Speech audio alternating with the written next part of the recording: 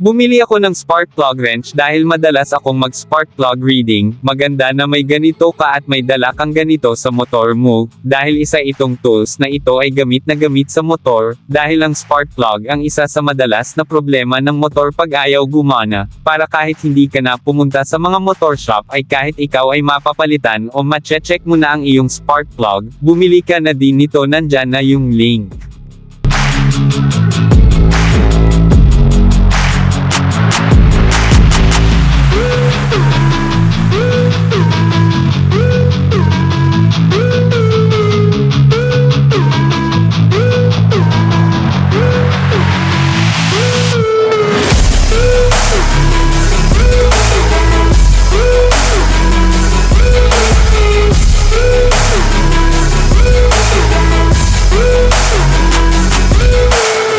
Kung gusto nyo po ng mga video katulad nito, huwag nyo po sanang kalimutang mag-video sa like at mag-channel to my subscribe.